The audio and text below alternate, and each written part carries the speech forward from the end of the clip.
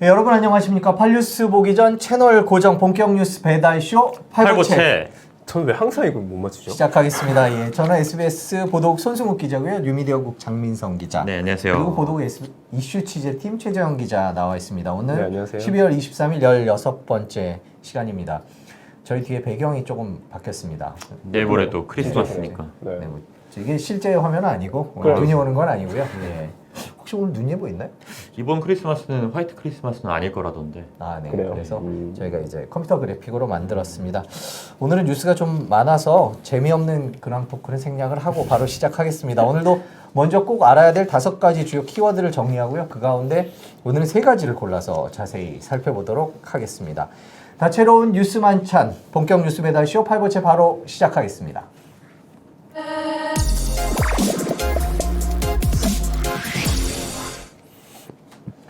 네, 첫 순서 영업비밀 동향 보고입니다. 오늘 뉴스를 딱 5개의 키워드로 정리했습니다. 오늘 넘쳐났던 뉴스 중에서 얘기거리가 되는 뉴스를 SBS 뉴미디어국의 데이터 분석 시스템으로 골랐습니다. 장민성 기자가 정리했습니다. 첫 번째부터 볼까요? 네, 첫 번째는 조국 전 법무부 장관에 대한 구속영장이 청구가 됐습니다. 네, 청구됐네요. 예, 네. 서울 동부지검에서 청구가 됐는데요. 네, 혐의는 이제 직권남용 권리행사 방해 혐의입니다. 네, 구속 여부가 결정되는 영장 실질 심사는 네. 크리스마스 다음 날인 이번 주 목요일 26일 오전 10시 반. 월요일이니까 화수 목요일이군요. 네. 네, 아무래도 중간에 휴일이 껴있으니까 네. 조금 더 넉넉하게 기일이 잡힌 것 같아요. 네, 목요일 10시 반에 서울 동부지법에서 열리고요. 네, 혐의가 이제 말씀드렸듯이 직권남용인데 네. 지난 2017년 청와대 민정수석실에서 네. 그 유재수 씨에 대한 비위 첩보 등을 입수를 하고도 제대로 감찰을 안 한 것 아니냐. 네, 네. 감찰을 중단하는데 그 과정에서 당시 민정수석이었던 조국 전 장관이 역할을 했다는 것이 검찰의 의심입니다. 검찰의 판단입니다. 검찰의 판단이죠. 예. 그 직권남용이라는 표현이 좀 진짜 와닿지는 않아요. 좀 네, 설명을 좀 해주시면 어떻게 좀 쉽게 설명- 간단 제가 이전에 법조를 했었으니까 네. 간단하게 설명드리면 이제 이번에 문제가 된 게 유재수 전 부산 부시장이죠. 예, 이 유 전 부시장이 일선, 네. 예, 유 전 부산 부시장이 부시- 예, 예, 금융위원회 예. 재직할 때 금융업체로부터 이제 4,900만 원 상당의 금품을 수신한 혐의로 이미 구속 기소돼 있는데 당시에 이제 청와대에서 네. 이제 유 전 부시장의 비위 내용이 중요하다는 걸 알고도 그냥 사표를 내고 끝내라. 인사 조치를 예. 하도록 한 것 아니냐. 그냥 그것이 이제 재량권의 범위를 넘어선 직권남용이다라는 게 이제 검찰의 주장인 겁니다. 검찰의 그렇죠. 주장인 겁니다. 조 전 장관 측도 뭐 조사 뒤에 정부적 최종 책임은 나에게 있다. 뭐 알고 기억하는 내용 검찰이 충실하게 진술했다. 당시 이제 소환 조사 때 그렇게 밝혔었는데요. 네. 구속 여부는 그러니까 목요일이 영장 실질 심사니까 보통 목요일 밤 늦게 아니면 금요일 새벽 알려집니다. 이번 전국에 또 중요한 고비가 26일, 27일 새벽에 그러겠네요. 될 것으로 보입니다. 첫 네. 번째 소식이었고요. 두 번째는 조현아 대 조원태네요. 네, 조현아 전 대한항공 부사장이 네. 동생인 조원태 한진그룹 회장의 경영에 제동을 좀 걸고 나섰습니다. 네. 조현아 전 부사장이 오늘 법률 대리인인 법무법인 원을 통해서 입장 자료를 냈는데요. 조원태 대표이사가 공동 경영이라는 유훈과는 다르게 한진그룹을 운영하고 있다. 지금도 가족 간의 협의에 무성의한 태도와 지연 네. 이런 걸로 일관하고 있다. 이렇게 약간 일종의 경고장을 날렸습니다. 이게 법무법인을 통해서 하는 거라는 게 좀 의미가 있는 거예요? 어떤 거예요? 그런 거 같죠? 뭐 정확한 내용은 이제 막 나왔고 지금 아직 저희가 지금 녹화 방송이 솔직하게 말씀드리면 이제 대한항공 측에서 조원태 회장 쪽에서 곧 입장이 나올 것 같은데요.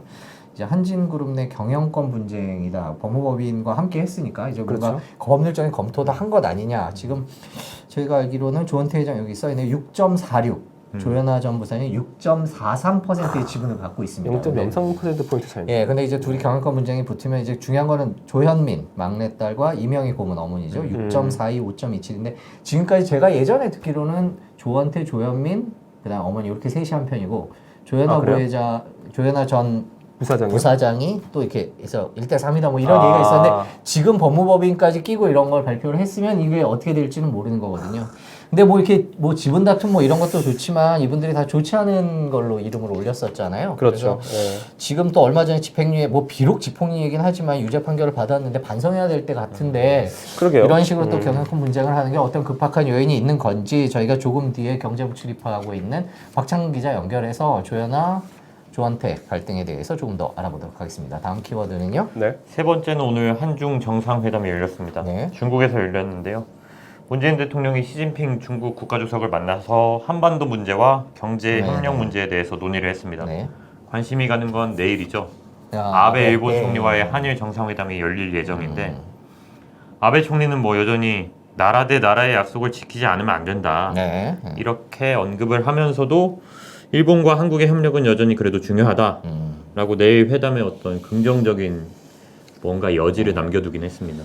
네, 뭐 중국과는 북한 문제도 있고 뭐 경제 문제도 있고 일본이랑은 대법원 징용 판결과 얽힌 경제 문제들이 있는데요. 뭐 한중일 이번 8번째인가 아마 그런 것 같은데 네, 한중일 네. 정상회담이 그 어느 때보다도 관심을 끌고 있는 것 같습니다. 자세한 소식 전망은 조금 뒤 8시 뉴스에서 그 정상회담 현장까지 연결할 계획이더라고요. 조금 더 자세히 전해드리도록 하겠습니다. 네 번째는요.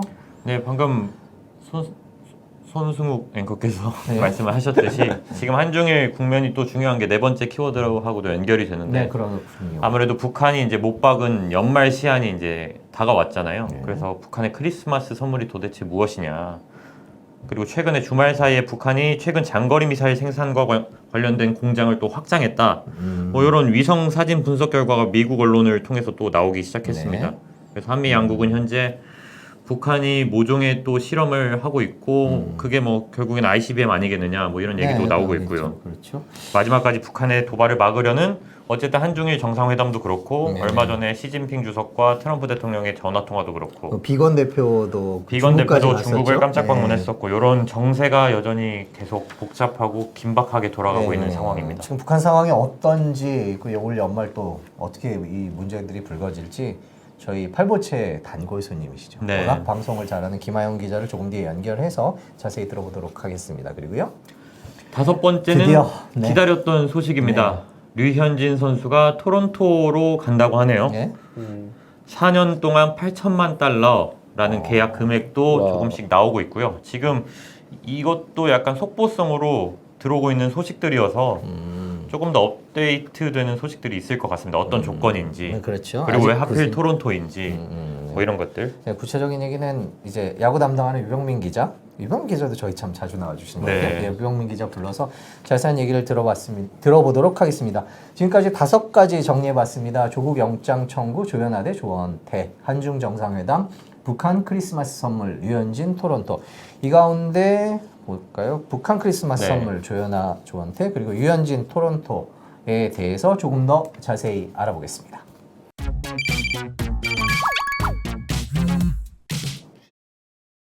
네, 여러분께서는 다채로운 뉴스만 참 본격 뉴스 배달쇼 팔보채를 듣고 계십니다. 이번 순서는 키워드에 대해서 가장 잘 아는 SBX 기자를 영상통화로 연결해 알아보는 이슈콜 두 번째 순서입니다. 키워드는 조원태 대 조현아입니다. 한진그룹의 경영권 분쟁이 시작된 것 아니냐 이런 얘기가 있는데 경제부 박창근 기자를 연결해서 자세히 알아보도록 하겠습니다. 박창근 기자 지금 연결이 돼 있나요? 아우 잘 네, 쓰네요. 안녕하세요. 예, 박창근 기자 바쁜데 고맙습니다. 아닙니다. 예, 바쁘실 텐데 바로 여쭤보겠습니다.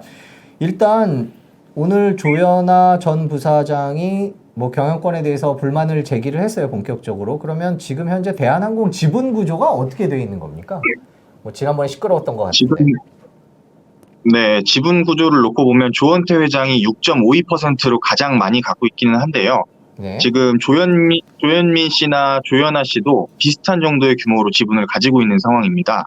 네. 물론 이제 사모펀드인 KCGI가 15.98%를 갖고 있어서 네. 지금 경영권을 위협하려는 시도가 계속 있었다는 평가가 나오고는 있지만 가족들끼리 지분을 똘똘 뭉치고 그리고 우호 지분으로 분류가 되는 델타항공까지 합치면 40%를 웃도는 정도의 지분이 갖춰지기 때문에 네. 그 경영권에는 크게 문제가 없을 거다 이런 관측이 많았던 상황입니다. 오늘 이 분쟁이 있기 전까지는.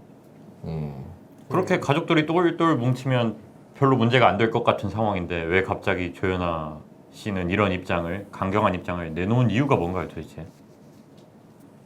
사실 이 가족 간에 어떤 상황이었는지 그리고 뭐 어떤 말들이 오가는지에 대해서는 정확히 알려진 바가 없고 그리고 네. 이제 그 재계 총수급에 해당하는 인사도 사실 나도 잘 모르겠다 이런 말을 하기도 했는데요.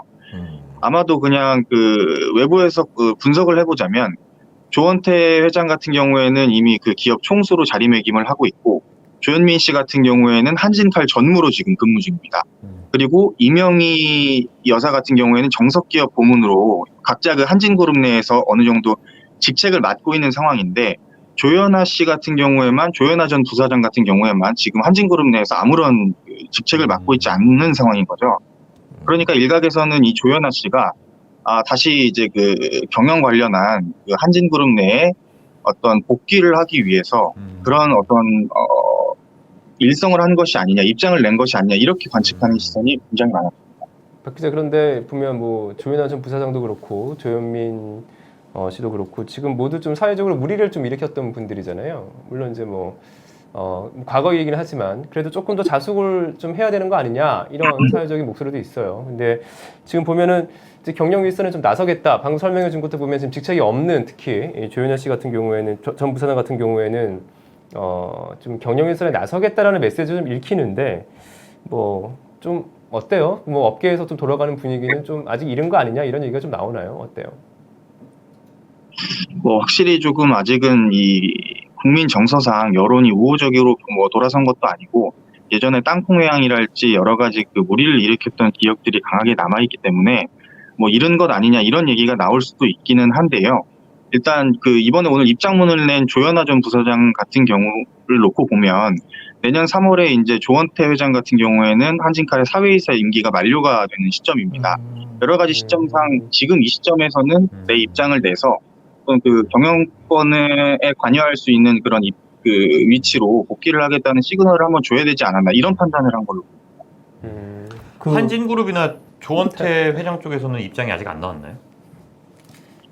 지금 말씀하시고 이 팔보채를 준비하는 과정에서 그 한진그룹이 나름의 입장문을 정리해서 냈는데요. 네네. 그 조현아 전 부사장이 오늘 오전에 낸 입장문이랑 비교해 보면 굉장히 재밌는 부분이 하나가 있습니다. 네. 조현아 전 부사장 같은 경우에는 오늘 이 그러니까 그 조원태 회장의 경영을 꼬집으면서 작고하신 고 조양호 회장님이 그 가족끼리 공동 경영을 하라는 유지를 전했다.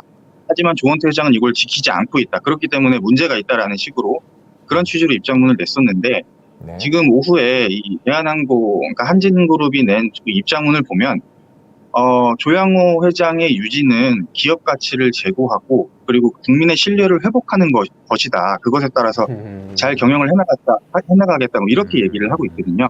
네. 그러니까 이 어떻게 보면은 그 기본적으로는 한진그룹 입장에서도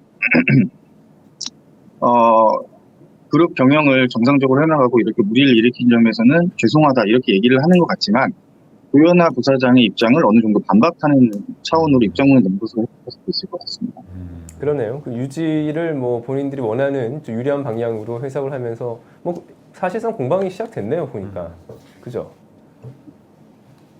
그렇게 네, 가야 돼요? 공방이 시작됐다 볼 수도 있을 것 같은데, 이제 과연 오늘 그 조현아 씨가 입장문을 낸 것이 말씀대로 이 경영 일선에 복귀하기 위한 그런 전초 단계로 해석을 해야 할 것인지, 아니면 정말 본격적으로 조원태 회장과 경영권을 놓고 다툼을 시작하겠다, 본격적인 그 어떤 싸움을 시작하겠다, 이렇게 해석해야 될 것인지는 지금 업계에서도 굉장히 시각이 분분한 상황입니다.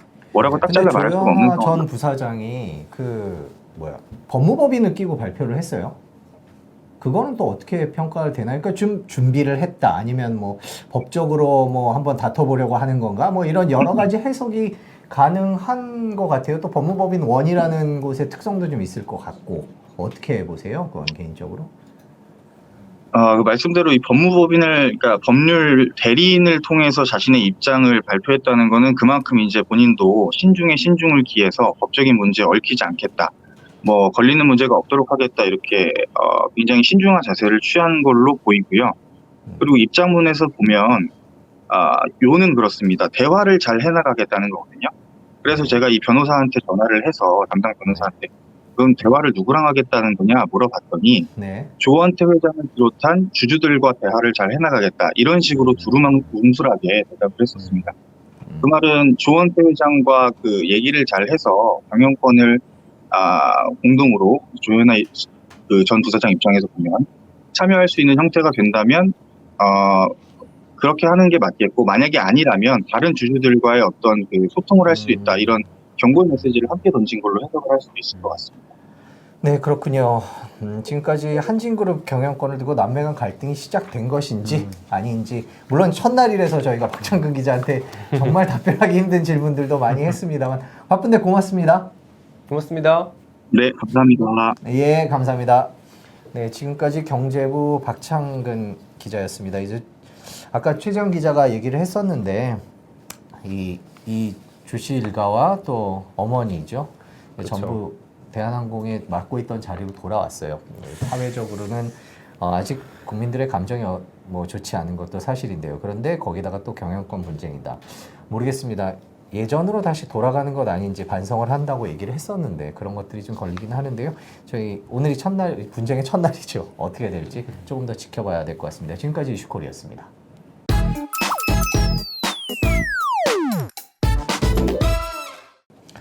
네, 여러분께서는 다채로운 뉴스 만찬 본격 뉴스 배달쇼 8보채를 듣고 계십니다. 최근 북한이 크리스마스를 전후해서 도발할 것이다. 뭐 또 그걸 크리스마스 선물이라고 부른다. 이런 얘기들이 있는데 조금 더 자세히 알아보겠습니다. 해당 키워드에 대해서 SBS에서 가장 잘 아는 기자를 영상통화로 연결해서 알아보는 이슈콜 순서, 오늘 정치부 김하영 기자를 연결해 보도록 하겠습니다. 연결이 됐나요, 김하영 기자? 네, 안녕하세요. 네, 안녕하십니까 선배. 오늘 네, 안녕하세요. 어디십니까? 통일부 옆에 외교부가 구름다리 하나로 연결돼 있거든요. 그래서 네. 여기는 외교부 쪽 건물에 지금 와 있습니다. 네. 아, 그러네요. 그렇군요. 네. 그 바로 소리가 좀 여쭤볼게요. 말소리가 들리는 곳으로. 네. 네. 그 북한의 크리스마스 선물이라는 얘기가 어디서 나온 거고 무슨 얘기인지 그거부터 일단 짚고 넘어가 볼까요? 그러니까 크리스마스 선물이라는 표현이 처음 등장한 게 12월 3일이에요. 그러니까 리태성 미국 담당 부상이라고 그 판문점 630 30일에 이제 남북미 정상 만났을 때 같이 왔었던 인물로 지금 추정이 되는데요. 그러니까 우리나라로 치면 차관급 인사 명의로 나온 담화죠. 거기서 이제 미국의 결심이 남아 있고 크리스마스 선물이 뭐가 될지는 전적으로 미국의 결심에 달려 있다. 이렇게 얘기를 했거든요. 네. 그래서 사실은 북한은 크리스마스를 안 지내죠. 그러니까 주민들은 일부 알고 있지만 사실 12월 24일은 북한에서는 김정은 위원장 할머니 생일이고요. 그리고 또 아버지가 최고사령관으로 추대된 날이거든요. 그래서 이제 연말 시한을 강조하기 위해서 미국이 중요하게 생각하는 날짜를 가져온 거죠. 그때 한 번 나왔었고요. 그것 때문에 이제 계속해서 얘기가 나오는 상황입니다. 그럼 어쨌든 이제 미국의 결심에 달려 있다. 크리스마스 선물이 뭐가 될지는. 그러면 그걸 가지고 이제 결국에는 대륙간 탄도미사일 ICBM 관련된 거 아니겠느냐. 크리스마스 선물이라는 게. 그 얘기는 맞나요? 그러니까 미국에서 지금 할 수 있는 최대치의 그 대비를 해야 한다라는 얘기를 하면서 ICBM 쏠 것 같다라는 얘기도 많이 나오고 있어요. 왜냐하면 이제 서해 위성 발사장이라는 게 결국은 위성이나 ICBM 발사장 그 ICBM 종류 엔진을 시험하는 곳이기 때문에 그거와 관련된 엔진 시험을 했으니까 이제 발사를 하지 않겠느냐라는 건데요. 변수는 당 전원회의를 통해서 이제 노선을 바꾸고 주민들한테 좀 알리는 과정이 좀 예상보다 늦어지는 감이 있어요. 이달 하순이라고 했는데 아직 열리지 않았잖아요. 그래서 이거를 하고 나서 그 다음에 뭐 하더라도 ICBM 발사하는 거 아닐까? 뭐 이런 얘기들을 지금은 또 좀 하는 분들도 많이 계시고요. 물론 북한은 지금 ICBM 사실 작년에도 약속을 했을 때 핵물질이나 뭐 이런 것들을 동결 약속을 한 건 아니에요. 계속해서 생산을 할 수 있는 거였거든요. 그리고 ICBM 시설도 지금 늘어났고 그렇기 때문에 사실상 뭘로 도발할지는 김정은 위원장 테이블에 다 올려져 있는 거고 이제 보면서 어느 정도 도발을 할 것인가 수위를 조절을 해나가는 거겠죠. 지금부터 초반에 판을 세게 흔들어서 제재를 감수하면서까지 내년을 끌고 갈 것인지 아니면 단계별로 아주 말부터 시작해서 대화 중단 선언부터 해서 이제 점점 강도를 높여갈 것인지 고민하고 있는 것 같아요. 그러면 어쨌든 지금 도발을 할 수 있다라는 전제하에서 지금 한국이랑 미국이랑 뭐 중국도 마찬가지고요. 외교적으로 좀 이렇게 북한의 도발을 좀 약간 잠재우기 위한 노력들이 굉장히 많이 이루어지고 있잖아요. 뭐 비건이 우리나라에 온 것도 마찬가지, 뭐 하나의 일환이었을 거고요. 과연 그 그런 외교적인 노력을 통해서 좀 북한의 이런 도발을 막을 수 있는 가능성이 좀 있어 보여요. 어때요? 그래서 외교적인 노력이라는 게 북한이 요구한 거는 대화로 돌아오려면은 새로운 셈법을 가져오라고 했잖아요. 근데 우리가 외교적이라고 얘기하는 건 대화를 향한 선의를 보여준다거나 아니면 너희를 위해서 준비가 되어 있어 뭐 이런 것들이기 때문에 북한의 마음이나 방향을 돌리기에는 충분치 않다는 거죠. 북한은 셈법을 아예 바꿔라. 그리고 사실은 10월 5일 스톡홀름에서 협상이 결렬된 이후에는 미국이 먼저 뭘 해야 갈 수 있다라고 선후 관계를 아예 설정을 해버렸거든요. 그렇기 그렇죠. 때문에 사실상 북한이 강경무선을 택할 거라는 가능성은 사실 지금 좀 많이 대체적으로 다들 그렇게 보고 있고요. 내년에 미국 대선이 있기 때문에 애매한 상황에서 이렇게 좀 조금 긴장도를 높였다가 이를테면 트럼프가 다시 된다라거나 아니면 되지 않는다거나 시즌 2에서는 미국과 또 다시 협상을 할 수 있는 건데 그 전까지는 아무래도 조금 긴장을 고조시킬 가능성이 있다. 이렇게 보는 게 대체적인 관측입니다. 그러면 이제 어쨌든 크리스마스가 내일 24일, 25일이 코앞으로 다가왔는데 네. 아까 선배께서 말씀하셨지만 노동당 전원회의도 생각보다 좀 금방 열리지 않고 있고 이게 조금 약간 시간이 조금 더 연장되는 거 아니냐, 크리스마스 국면은 조금 지날 것 아니냐 뭐 이렇게 보시는 분들도 있을 것 같은데 크리스마스 때 뭔가가 이루어질 가능성이 여전히 남아있나요 그래도? 그러니까 크리스마스를 우리는 24일, 25일이고 미국 시간으로 만약에 계산을 한다면 25일이 되겠죠? 우리한테는. 예, 미국 시간 미국 시차를 고려하면. 그리고 사실 미국한테는 미국 사람들한테 크리스마스가 되게 중요한 시즌이어서 사실 이미 벌써 크리스마스 메시지가 다 나오고 있어요. 비건 대표도 그렇고 폼페이오도 그렇고 트리 만들어 놓고 예쁜 거 보여주고 그러면서 메리 크리스마스 하고 있고 비건도 와서 사실 크리스마스 때 도발하지 말라는 취지로 크리스마스가 되게 평화로운 시즌이 되길 바란다라고 직접적인 메시지를 하고 갔잖아요. 근데 일단은 지금 북한이 해야 되는 것 중에 하지 않은 건 당중앙 군사회의를 열었고 결과는 국방력 강화 정도로 애매하게 됐죠. 근데 이 이후에 이제 전원회의는 열기는 열 거란 말이죠. 그러면은 오늘이나 뭐 내일이나 참가자들이 연속해서 이제 참석을 할 테니까 그러면 크리스마스 시즌쯤에 이제 전원회의 결과를 발표하는 것으로 크리스마스 선물을 대신할 가능성도 있는 것 같습니다. 그러니까 거기서 크리스마스 이제 대화 중단을 한다거나 그럴 수 있겠죠. 그럼 크리스마스 때 IBM을 쏠 거냐 안 IBM이란다. ICBM을 쏠 거냐 안 쏠 거냐. 예, 그게 궁금할 텐데 김하영 기자 개인적으로는 어떻게 예상을 하십니까? 그러니까 사실은 23일 오늘 새벽에도 뭔가 쏠 수 있지 않을까라는 얘기가 잠깐 뭐 있기도 했는데, 그러니까 그 사이 분위기가 약간 반전까지는 아니지만 어쨌건 당장 뭘 할 것 같은 조짐이 또 약간 사그라들었다라는 얘기가 또 좀 들려요. 그래서 크리스마스 시즌에는 아마도 전원회의 결과를 통해서 미국에 직접적인 메시지를 보내고 그 이후에 도발을 선택하는 수순으로 가지 않을까. 저는 이렇게 보고 있는데 김정은 위원장이 있는 테이블에서 어떤 걸 선택할지를 한번 봐야겠죠. 또 그리고 아시겠지만 이제 한중일 정상회담, 한일 정상회담이 예정이 돼 있잖아요. 그러니까 중국이 지금 제재 완화 결의안을 유엔에 낸 상황인데 북한이 만약에 ICBM 같은 고강도 도발을 하게 되면 사실은 시진핑 주석 얼굴에 먹칠하는 거거든요. 네. 그런 점도 북한은 고려해야 될 상황인 거죠. 왜냐하면 제재가 더 세지고 이런 국면에서 결국은 중국의 뒷배가 있어야 되는데 이 중국의 뒷배를 관리하기 위해서는 내가 어느 선까지 하는 게 좋을까? 이거를 생각하는 게 또 관건 포인트이기도 합니다. 그렇군요. 자, 이번에 크리스마스와 연말에 계속 대기 상태겠어요? 네, 아무래도 그렇죠. 뭐 저희만 그런 게 아니라 정보당국 관계자들도 그렇고 이제 이 관련된 일을 하시는 분들은 사실 다 이제 긴장 속에서 크리스마스를 보내게 될 것 같아요. 미국 같은 경우도 사실은 크리스마스 시기에 도발하면 사실은 북한에 대한 감정이라 그럴까요? 이런 게 정서적인 부분이 오히려 좀 클 수 있거든요. 왜냐하면 당국자들도 그 시기에는 쉬고 싶은데 못 쉬게 되는 거니까. 북한은 오히려 그런 부분을 좀 노리는 면이 있는 것 같아요. 그러니까 그 상대방이 정말 결정적으로 생각할 수 있는 시기에 어떤 도발을 함으로써 메시지를 내고 뭘 내건 간에 메시지가 되고 ICBM이고 뭘 쏘던 간에 이게 직접적으로 어쨌건 일을 하는 사람들한테는 보다 집중을 해야 되는 사안이 되잖아요.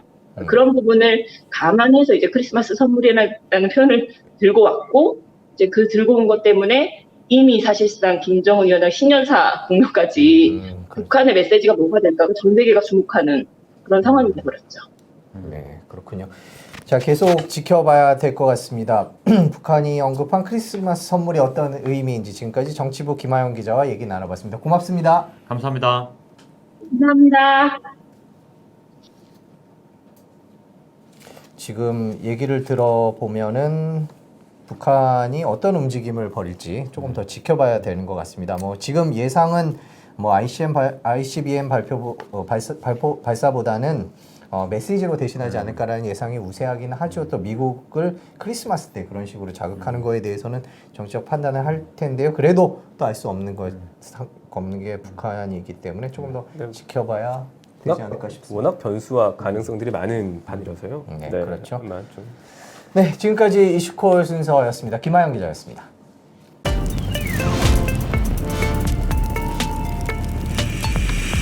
네, 여러분께서는 다채로운 뉴스만 찬 본격 뉴스 배달쇼 8부채를 듣고 계십니다. 이번 순서는 키워드에 대해 SBS에서 가장 잘 아는 기자들을 스튜디오로 직접 모셔보는 아는 기자 순서입니다.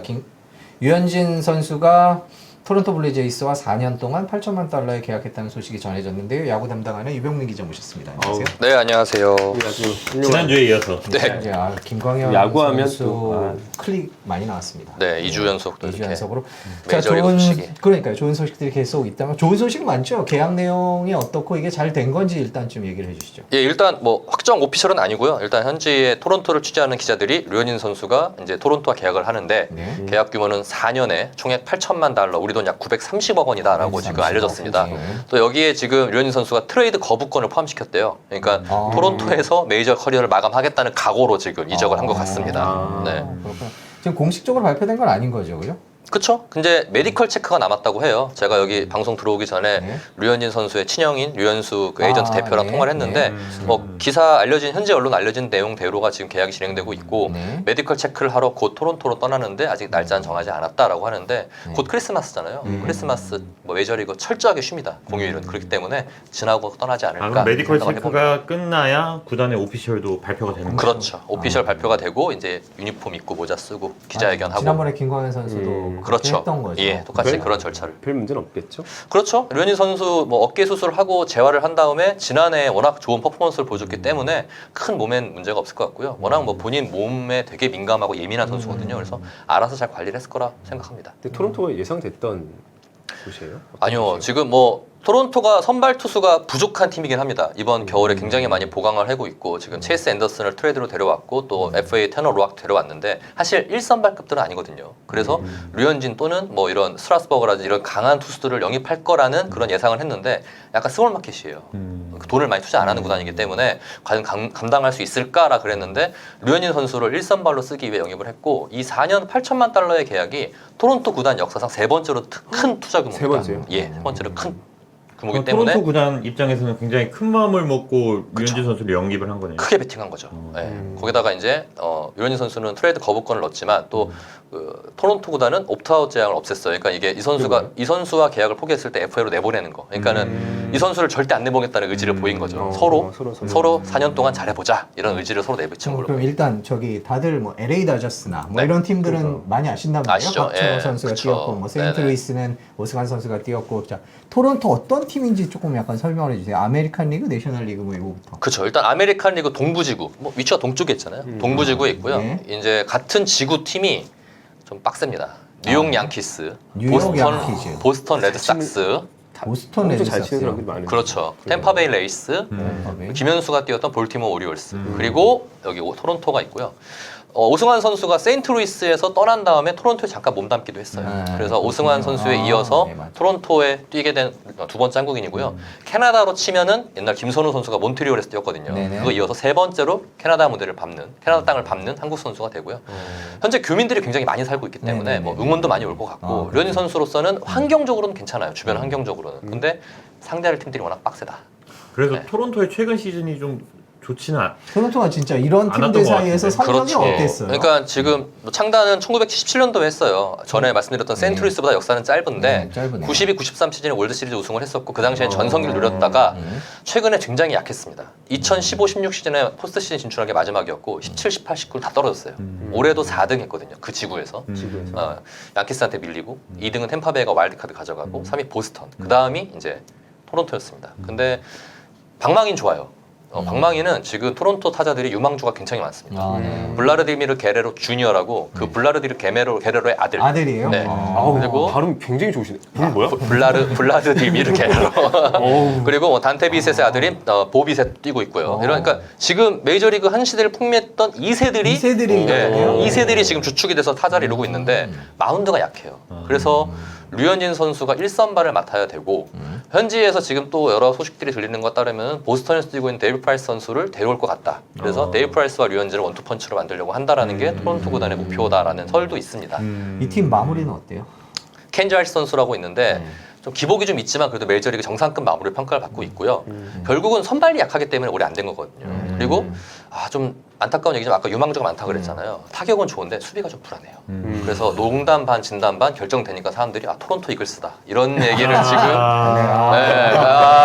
이러고 무슨 이제 확 와닿네요. 네, 지금 막 그 젊은 유망주 나수들이 실책하는 영상들이 올라오면서 큰일 났다. 토론토 이글스로 가는구나. 뭐 소년 가장이 되는 거 아니냐. 막 이런 또 그런 걱정 아닌 걱정도 야구 되고 팬들이? 있는데, 야구 팬들이. 왜 예. 토론토 베어스가 좋은데. 그렇죠. 그래야 되는데 뭐 토론토 이글스가 아니냐라는 걱정도 하고 있고 그리고 뭐 일단 토론토 동부지구다 보니까는 네. 한국 분들이 앞으로 경기 보기에는 조금 빡빡한 게 시간차가 그렇죠. 평일에는 아침 8시 정도 경기를 할 거고 네. 주말에는 새벽 4시?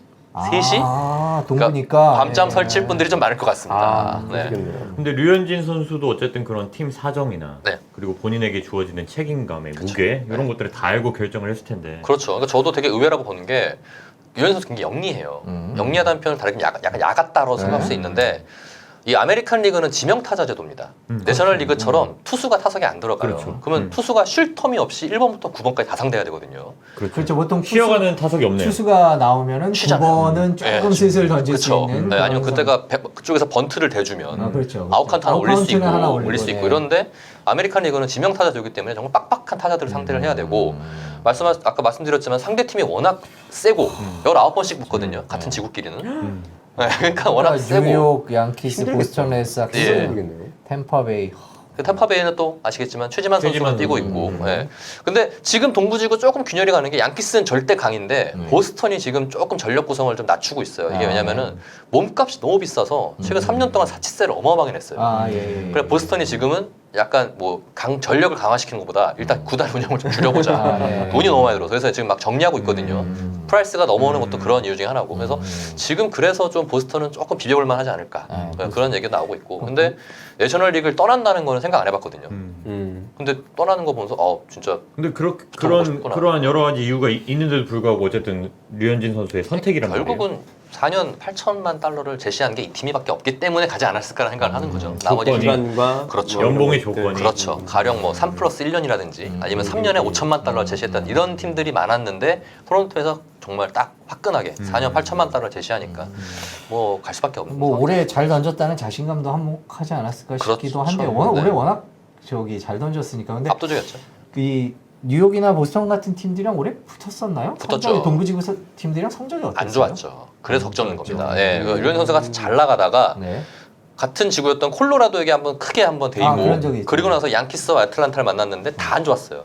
1점대 평균 책점이 확 올라간 게 그 시절이었어요. 그렇죠. 원래 네. 1점대로 계속 갔다가 압도적인 그래서 특히 양키스하고 역대 전적에서도 조금 약세거든요. 그러니까 과연 어떻게 이상 팀들을 상대할까에 따라서 시즌 성적이 좀 좌우될 것 같은데 뭐 본인의 메이저리그 커리어에선 최고 계약을 맺은 거니까 사실 이 계약이 박찬호 투수보다 더 좋은 그 당시에 2001년도에 텍사스와 5년에 6,500만 달러 했거든요. 네. 그걸 뛰어넘는 한국인 투수로는 최고 계약이고 네.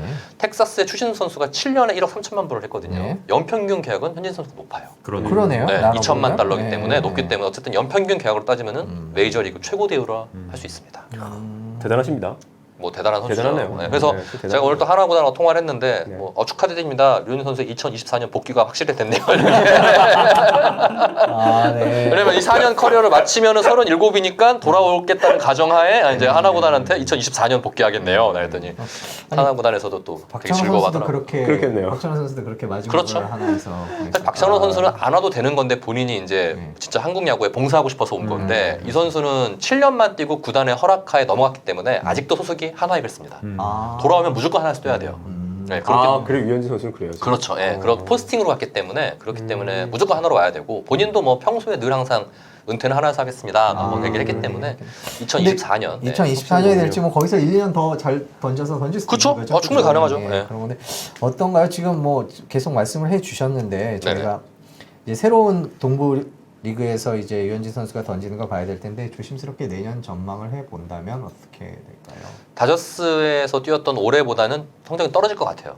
일단은 승수라든지 평균 자책점이 분명히 평균 떨어질 자책점은 거. 뭐 올해 워낙 좋았기 워낙 때문에 뭐 예. 메이저 전체 1등이니까요. 예, 그렇죠. 그걸 1등이니까, 유지하는 건 예. 힘들 것 같고 네. 결국은 아까 말씀드린 대로 유망주 야수들이 얼마나 수비에서 뒷받침을 해주고 또 유현진 선수가 잘 던지고 내려갔을 때 불펜이 얼마나 막아주느냐. 불펜은 어때요? 아까 마운드 불펜이 또 약해요 또. 마운드. 뭐가 세고 아니 그러니까 4등 했죠. 네. 올해 이 팀이 아니 그러면 이게 네. 올해 67승 험난하네요. 95패 했어요. 아 67승 7승 95패. 네, 승보다 패가 30번 더 졌거든요. 그 가까이. 그러니까 네. 그러니까 이거를 반만 줄여도 5할이 안 되니까. 네, 그러니까 그렇군요. 유현진 선수는 아무래도 조금 힘들지 않을까. 그래서 결국은 제 생각에는 메이저리그에서 오랫동안 더 야구할 수 있기 위해서 이 선택을 하지 않았나 생각을 해봅니다. 그리고 뭐 보스턴에서 또 새로운 투수가 와서 원투펀치를 구성을 하면 좀 나아질 수도 있는 훨씬 거겠죠. 좋아지겠죠. 네. 그리고 또 이 투수력 문제였으니까. 그렇죠. 그리고 여기가 돔구장이에요. 로저스 센터가. 아 돔구장이요? 네, 돔구장이에요. 그러다 보니까 또 그 영향도 있을 것 같고. 근데 대표적으로 또 이 동부지구의 구장들, 양키 스타디움이라든지 뭐 양키 보스턴의 스타디움, 뭐 네. 스타디움이라 전부 다가 약간 타자에게 유리한 구장이거든요. 왜냐면 옛날 보스턴 구장 같은 경우는 옛날 구장이다 보니까는 파울 좁아요. 그러니까는 네. 다 막 넘어가게 되니까는 네. 파울 잡을 수가 잡을 없어서 수 없어서. 다 파울이 되니까는 타자가 유리하고 양키 스타디움도 비거리가 많이 나가는 거다. 이러다 보니까는 류현 선수 좀 땅볼 유도를 얼마나 많이 해내느냐 그리고 땅볼 유도했을 때 아까 말씀드린 수비가 얼마나 뒷받침해 주느냐 이게 가장 관건일 것 같습니다. 야, 참. 류현진 선수 그 에이전트 트. 보라스. 슈퍼 에이전트죠. 예, 그 뭐 최근까지는 LA 에인절스랑도 링크가 됐다가 그쵸. 뭐 여러 가지 지금 얘기가 사진이 많았는데 나오네요. 저분이시죠. 네. 그리고 딱 봐도 돈 잘 벌게 생겼죠. 저분의 어떤 또 영향이 있었나요 이번 계약에? 뭐 1조 원 돌파했다는 얘기도 있던데. 류현진 이번 시즌에는. 선수의 이 4년 8천만 달러 930억 계약을 이끌어내면서 네. 이번 겨울 이적 시장에서 본인이 데리고 있는 선수들의 총 이적 금액을 1조로 맞췄습니다. 그래서 1조에서 5% 수수료 받거든요. 네. 에버러지로. 그러면은 얼마입니까? 500억. 500억. 500억 번 거죠. 한달 이번 사이에 겨울에. 500억. 네, 한 달 네. 동안. 네. 저 어마어마합니다. 예전에 우리 선수들 에이전트를 계속 했죠. 박찬호 선수도 보라스. 그렇죠. 물론 이제 중간에 약간 박찬호 바뀌었지만 예. 박찬호, 추신수, 추신수, 류현진, 그리고 현재 NC 소속인 나성범 이런 선수들도 나성범. 데리고 있어요. 그러니까 아. 메이저를 진출시키겠다는 의지가 분명히 있는 거고 음. 워낙 협상 자체가 약간 벼랑 끝으로 몰고 가요. 니네가 이길 안 줄 거야? 버티는 스타일이라서 류현진 선수가 다저스랑 계약할 때도 계약 마감하기 10초 전에 사인했거든요. 그게 메이저리그 아니 마이너리그 강등 거부권 포함시키려고 네, 선수가 원하는 거 무조건 들어주려고 하는 사람이고 그러기 위해서는 계속 몰아붙이는 스타일인데 그러다 보니까 올해 뭐 게리 콜이라든지 스트라스버그는 역대 최고의 3억 불 넘는 계약들을 따내는 그런 또 수완을 발휘했죠. 딱 봐도 되게 강단 있어 보이네요. 그렇죠. 네. 세 보이죠. 네. 네. 그렇군요. 하여튼 뭐 잘 만난 건지 뭐 에이전트를 우리 입장에서는 잘 만난 거죠. 아, 잘 만났다고 봐야 되는데 일단 김광현 선수와는 안 만날 것 같습니다. 왜냐하면 내셔널리그, 아메리칸리그 갈려졌기 때문에 이게 네. 예, 교류전을 치르지 않는 최지만 이상 선수하고는 자주 만나요. 최지만 선수하고는 자주 만날 거고 둘 또 동산고 선후배거든요. 그러다 보니까 이제 그러다 보니까 더 그런 재미도 있을 거고 뭐 일단 야구 팬들에게는 또 새로운 도전. 벌써 막 류현진 선수 토론토 유니폼 합성시킨 사진들 무지하게 돌아다니고 네, 그렇죠. 그런 거 보면 확실히 관심은 많은 것 같습니다. 네. 그렇군요. 자, 지금까지 유병민 기자와 함께 유현진 선수의 토론토 블루제이스 계약 소식을 전해드렸습니다. 물론 메디컬 테스트를 거쳐서 최종적으로 오피셜이 발표될 때 다시 한번 전해드리겠습니다만은 동부지구에 진출하면서 또 유현진 선수의 새로운 도전이 시작될 것 같습니다. 내년 할도 재밌을 것 같은데요. 네. 네, 지금까지 유병민 기자와 함께 유현진 선수 소식 알아봤습니다. 고맙습니다. 네, 고맙습니다. 재밌었습니다.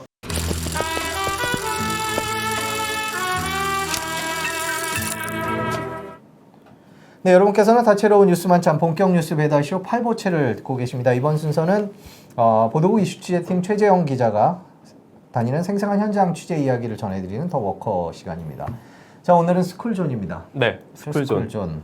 어떤 내용입니까? 민식이법 통과되고 난 이후에 네. 좀 스쿨존에 대한 관심들이 더 많이 늘어났잖아요. 네, 그렇죠. 뭐 여론을 좀 살펴보면 민식이법 통과 이후에 뭐 좀 과도한 규제 입법이 아니냐라는 여론도 있었고 하여튼 어쨌든 간에 스쿨존이라고 하는 공간에 대한 관심이 높아져가지고요. 네. 스쿨존이 진짜 그러면 아이들의 안전을 보장할 수 있는 곳인지 네. 한번 돌아다녀 봤거든요. 그렇군요. 네. 자, 그러면 일단 최재형 기자의 8시 리포트를 살짝 보면서 한번 얘기를 그럴까요? 해볼까요? 최재형 기자가 어디를 갔다 온 거죠? 저희가 제가 갔다 온 곳은 경남 창원 지역이었는데 창원이요? 네. 서울에 어린이 스쿨존 많은데 굳이 창원까지 가셨어요? 근데 이제 저희가 여러 곳 가신 것 같던데요. 그러니까 경남 창원 지역에 있는 한 36개 정도 학교 앞을 다녀왔는데 아. 근데 이제 저희가 임의적으로 학교를 선정하기는 조금 어렵잖아요. 네. 기준이 필요하잖아요. 그렇죠. 그래서 어디 가니? 경남에 있는 한 선생님, 그러니까 김용만 선생님인데 네. 이 선생님이 경남 창원 지역, 경남 지역에 있는 150개 스쿨존을 직접 다 다니면서 조사한 보고서가 있어요. 그러니까 그 보고서를 저희가 가지고 네. 이분이 이렇게 다녀봤던 곳이니까 한 3년 전이거든요. 그 보고서가 보고서 나온 게. 나온 시점이 3년 전 기준의 스쿨존. 네. 그래서 지금은 좀 어떤가 점검도 해보고 그다음에 점검하면서 지금 스쿨존이 가지고 있었던 고질적인 문제들은 어떤 건가 이렇게 한번 봤는데 지금 그림 보시면 아시겠지만 그러니까 가장 기본적인 것들이 안 돼 있는 거예요. 인도가 없어요. 인도가 없어요. 다닐 데가 없네, 불법 주정차는. 그렇죠. 불법 주정차 때문에. 그러니까 스쿨존은 아이들이 안전하게 걸어 다닐 수 있는 곳이잖아요. 저희가 스쿨존인가요? 저기? 스쿨존이에요. 바로 학교 저기, 앞에요. 포장이 돼 있네요. 네, 바로 학교 앞에 스쿨존이에요. 근데 지금 보면은 인도 위에 굳이 저는 볼라드, 그러니까 주정차 금지, 그러니까 방지를 위한 시설인데 저게 도로에 써도 되거든요. 굳이 저렇게 인도 위에다 저렇게 해놨더라고요. 그러니까 아이들이 다니면서 통행에 방해가 되고 그러면서 아이들이 찾기로 나오게 되고. 그러니까 스쿨존은 아이들이 안전하게 다닐 수 있는 곳이어야 되잖아요. 그러려 그러면 아이들이 안전하게 다닐 수 있는 공간이 마련이 돼 있으면 인도가 마련돼 있으면 되는데 아직 그렇게 기본적인 인도가 마련이 안 된 곳들이 있더라고요. 지금 여기도 인도가 많더라고요. 없다는 얘기를 하고 있는 거죠? 그러니까 지금? 저게 네. 보시면 어린이 보호구로 적혀 있어요 도로에. 근데 지금 이제 차가 없으니까 저거예요. 그런데 이제 차가 네. 다닐 때는 옆으로 가야 딱 저기로 보면 다닐 수밖에 없어요. 저기 밑에는 무슨 옆에는 약간 도랑 같은 그러고 보니까 제가 옆에도 도랑이에요. 예, 저렇게. 발이 빠질 수도 예. 있는. 그래서 이제 제가 지금 좀 밤에 가서 좀 그렇긴 합니다만. 그러니까 차가 다닐 경우에는 위험하죠. 아이들이 피하기도 힘들고 그죠? 네. 그러니까 아이들이 주로 저를 아예 안 다닌대요. 솔직히 말씀드리면 위험해서 자기네들도 위험하고 좀 이상하니까 저길로 안 다니고 돌아가고 그런다는 거예요. 어린이 보호구역이라고 써 있는데. 네, 그렇죠. 그죠? 지금은 이제 어린이 보호구역을 이제 딱 끊긴 지점부터는 또 저렇게 아예 인도가 없는 거예요. 그러니까 아이들이 저렇게 등교 시간인데도 저렇게 도로와 차랑 섞여서 다닐 수밖에 없는 근데 그런 구조인 저런 거죠. 길들이 참 많은데. 많죠. 많죠. 이게 지난 2017년 7월이긴 하지만요. 행자부가 다 전국에 돌아다닌 거예요 지금 여기? 네, 그러니까 36개 정도. 그러니까 다 다니면서 확인해 본 거예요. 진짜 스쿨존이 진짜 어떤지 한번 확인을 했더니 시설이 돼 있는 것도 일부 있긴 있네요. 물론 있죠. 네. 근데 그 시설이 네. 이런 거예요. 그러니까 예를 들어서 시설물 같은 거는 금방 할 수 있잖아요. 네. 과속방지턱 같은 경우에는 그냥 설치하면 되니까 네. 그런 거는 이렇게 미리 좀 보완을 해놨어요. 뭐 신호등 같은 거. 네. 근데 문제는 아까도 말씀드렸지만 스쿨존의 가장 근본적인 거는 안전하게 다닐 수 있는 인도 확보거든요. 근데 아직 그거에 대해서는 안 되고 있는 거죠. 근데 인도가 없는 길도 많잖아요. 학교 앞쪽에 작은 학교, 물론 작은 학교들 같은 경우에는 그럼 인도에 상응하는 뭐 스쿨존이라고 그래갖고 횡단보도에 뭐 하고 저 포장만 한다고 될 건 아닌 것 같긴 한데. 그렇죠. 그래서 실질적으로 2017년 7월에 행자부가 네. 조사를 했어요. 전국에 있는 6,000개 넘는 초등학교 앞에 보도를 조사해 봤더니 1,834개소가 보도가 없는 거예요. 몇 개 중에요? 6개 중에 그렇죠. 거의 6,000개 두 중에 네, 1,800개 거의 소가 2,000개가 이제 아이들이 안전하게 다닐 수 있는 보도가 없는 나오는군요, 거예요. 여기에 저기. 네, 없는 거예요. 음. 그래가지고 행자부도 손 놓고 있는 건 아니에요. 그래서 보면은 인도를 낼 수 있는 곳들은 지금 현재 한 50개소 같은 경우에는 보행료를 막 내고 있어요. 열심히. 근데 아시겠지만 구도심 같은 경우에는 그렇죠. 아예 인도가 못 나오는 곳들도 있잖아요. 그런 곳은 학교 부지를 조금 일부 조정을 해서 교육 학교를 안으로 들여서 학교를 안으로 좀 들여서 인도를 좀 확보하는 경우도 있고 그것마저도 안 되는 곳이 있어요. 지금 그것마저도 안 되는 곳이 있는 경우에는 이제 보행자 우선도로라고 해서 지금 스쿨존 같은 경우에는 시속 30km잖아요. 근데 거기는 시속 20km인 거예요. 그러니까 조금 더 저속을 그러니까 강제하는 보행자 우선도로 지정하는 안을 이거는 검토 중인 거예요. 저희도 이제 취재하면서 봤던 곳 중에 가장 좀 의아했던 곳 중에 하나가 스쿨존인데 인도 설치가 의무사항이 아닌 거예요. 법적으로 보면. 당연히 스쿨존은 아이들이 다닐 수 있는 인도가 의무적으로 설치가 되어야 할 것 같고 법적으로 그런 근거가 있을 것 같았잖아요. 근데 그게 아닌 거예요. 근데 여전히 지금도. 근데 그럴 수밖에 없는 이유도 말씀드린 것처럼 이게 워낙 구도심에서 학교가 생기고 막 이러다 보니까 이거를 의무화시켜 놓으면 현실에 적응하기가 어려운 것들이 발생하는 거예요. 그러니까 의무화시키지는 못하고 있는 상황이지만 그래도 이제 조금씩 이렇게 인도 아이들이 안전하게 다닐 수 있는 보도 확보를 위해 노력하고는 있어요. 하지만 그 속도가 저희가 원하는 것만큼 빠르지도 못한 게 현실이고 그다음에 거기에 대해서 조금 더 적극적인 예산 투자와 이런 게 있었으면 속도가 빨라질 텐데 아직까지 그러지는 못하고 있는 게 현실인 거죠. 마지막으로 하나 여쭤볼게요. 불법 주정차는 단속할 수 있잖아요. 단속할 수 있는데요. 네. 민원이요. 아 민원. 뭐 네. 옆에 시장이 있다든가 음식점이 있다든가 네. 뭐 이럴 경우에. 그러니까 말 그대로 스쿨존만이라도. 그러니까 말 그대로 네. 불법이잖아요. 왜냐하면 그 민식이법 그 사고가 불법 주차된 민식이 사고가 사이에서 이제 네, 이렇게 운전자가 아이가 이제 나오다가 차량 불법 주차돼 있으면 이렇게 나오는 걸 못 보잖아요. 보잖아요. 네, 그래서 그게 중요할 것 같은데. 그래서 이제 그러니까 이게 보면은 이제 말 그대로 불법이기 때문에 언제든지 뭐 단속해도 돼요. 예. 근데 이제 워낙 주변에 이제 네. 아까도 뭐 그 시민분이 말씀해 주셨지만 민원이 워낙 세니까 구청 입장에서도 이제 막 어려운 거죠. 네. 그러네요. 저희가 지금 뭐 시간 관계상 짧게 살펴봤습니다만 네. 나중에 다시 또 한번 살펴보도록 할 텐데요. 민식이법이 통과됐다고 해서 훨씬 더 진일보했지만 아직 이제 보완해야 할 점이 없다, 완벽해졌다라고 얘기할 수는 없는 것 같습니다. 그렇죠. 네, 여러 가지 더 보완해야 할 점들이 있을 것 같은데요. 저희가 최재원 기자 계속 현장을 다니면서 알아보도록 하겠습니다. 지금까지 더 워커였습니다.